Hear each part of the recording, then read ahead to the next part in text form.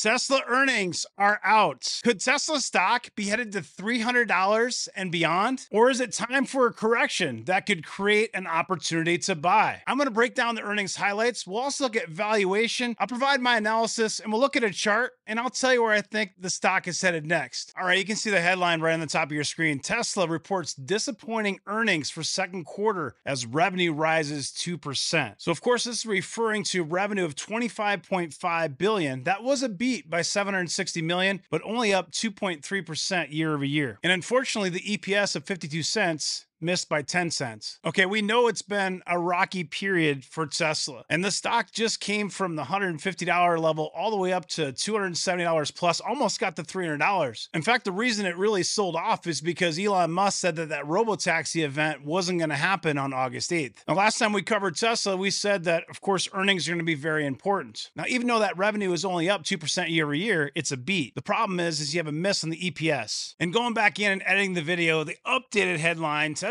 reports 7% drop in auto revenue as earnings fall short of Wall Street estimates. So you know that Tesla cut more than 10% headcount and saw its first and second quarter vehicle deliveries decline. Part of the enthusiasm for the stock is that deliveries beat, but only slightly. And it was a bullish period for the market overall where traders were really starting to pile into a lot of different names and really looking for that next name to run. So to put it in perspective, those deliveries, 443,956 in the second quarter, that was actually a decline of 4.8%. Now, the way the stock behaved, you would have assumed that it was this huge beat. What it really was is that those numbers were just better than what analysts expected. One of the huge positives here, the company also reported its energy generation and storage division, which sells and installs backup batteries and solar. This more than doubled the record it had set in the prior quarter. So that's big news. Heading over to X, of course, you're going to have all kinds of drama on there. The Tesla ZEV tax credits of $890 million in Q2 was over 50% of operating profits. And then, of course, you're going to have a bull, 100% energy growth, Optimus and robotaxis closer than ever.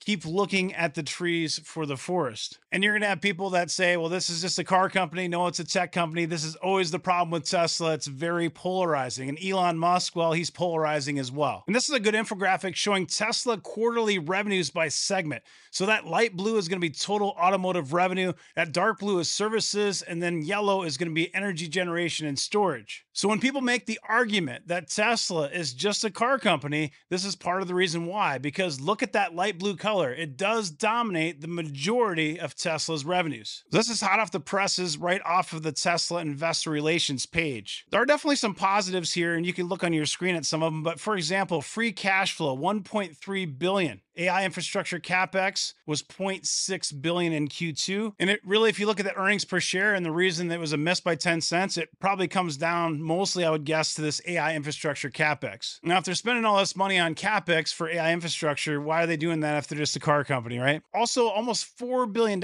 increase in cash and cash equivalents, $3.9 billion increase. That leaves Tesla with $30.7 billion. So that's very significant. So in terms of cash on the balance sheet and free cash flow, the balance sheet is healthy. Global EV penetration returned to growth in Q2 and is taking share from ICE vehicles. This is another positive. We believe that a pure EV is the optimal vehicle design versus some of the hybrid type vehicles and will ultimately win over consumers as the myths on range, charging, and service are debunked. Those are some powerful words. We reduced the price of FSD Supervise in North America and launched free trials to everyone with necessary hardware. And of course, as you know, they also cut down the price to $99. Record energy storage deployment. Optimus began performing tasks autonomously in one of our facilities. That's big news. Cybertruck became the best-selling EV pickup in the United States in Q2. So definitely some positives here. And of course, with Tesla, there's always going to be some negatives too. So when you look at these total revenues year over year, you're seeing this is negative 7%. Let's cut to the chase. Here's the deal with Tesla. Okay, so right now it's down 3.21%, trading after hours at $238.47. Now, the PE ratio, this is the 12 months trailing, is around a 63. Market cap of $772 billion.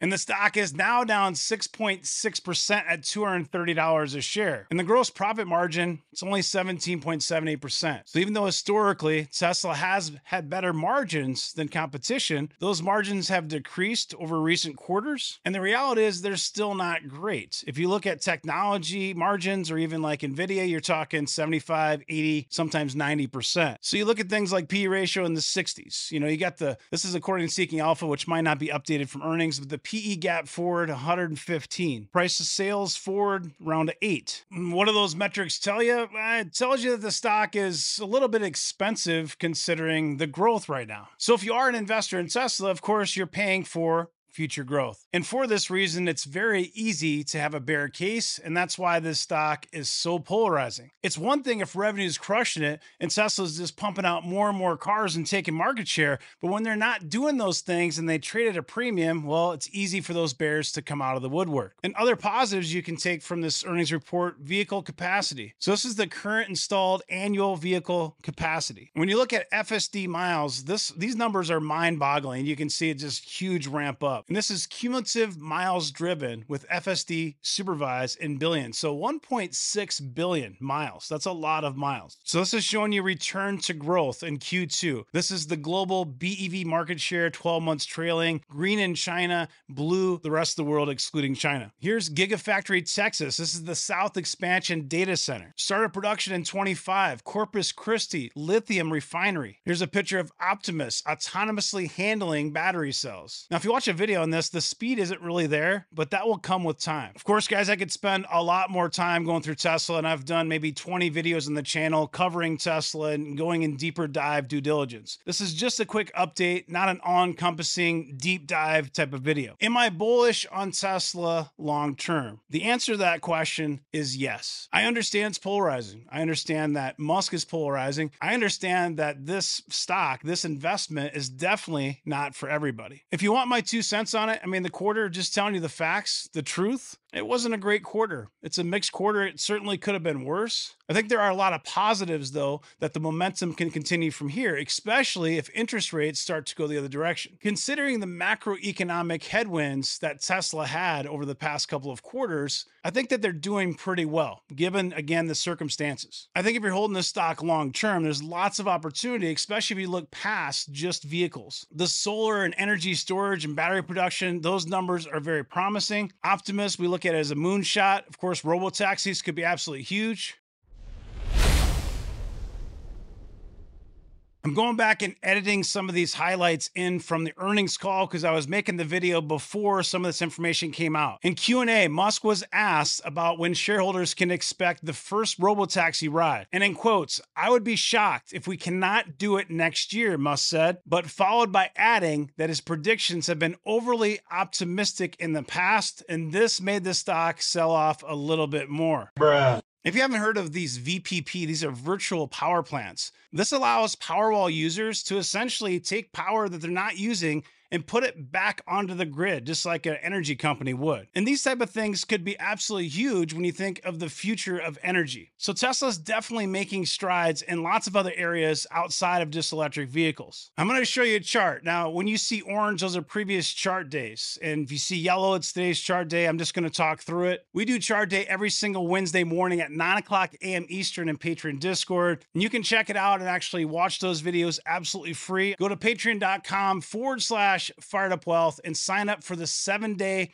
elite trial. No strings attached. Be a better investor. Check it out. Now, really, since the beginning of 2024, we've said that we like Tesla at $175 or less DCA with a preference of $150 or less DCA or dollar cost average. And we told you recently in a couple of videos that this had an opportunity to explode and that was going to go to $200 and then $250 and potentially even $300. Now, of course, it did rocket to $200 all the way to $250 and it got past $270 a share. When Musk said that the robotaxi event wasn't happening on August 8th, well, of course, the stock started to sell off, plus the greater market started to sell off in technology as well. So this red line here is $246. That's where it closed. This dotted blue line, post-market, it's about $241 a share. And of course, guys, earnings calls are always important. I was recording that before the earnings call happened. We had a Q&A and Musk was asked a question about robotaxis, and he admitted that sometimes he's a little bit too optimistic and the stock sold off a little bit more. So now it's down 6%. 6.65%,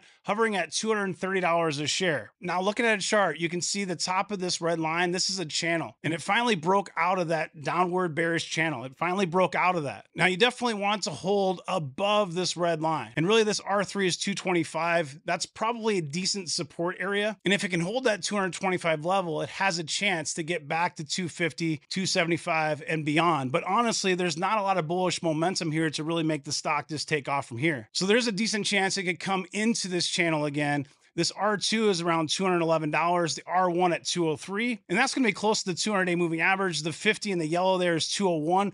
100-day moving average is $186. I think it's certainly possible that the stock could break $200 again and get somewhere in that $185 to $200 range. I think that's probably your opportunity to dollar cost average. Of course, it can always go lower. This S3 is down here at $153.73. Our preference again, though, has been $150 or less dollar cost average this year, and that's really preparing for 2025 and beyond. And we look at this as a 5-year long-term investment for growth investors. If you're new here, make sure you subscribe, drop me a like, drop me a comment. Thanks for watching. Have a great rest of your day. Take care.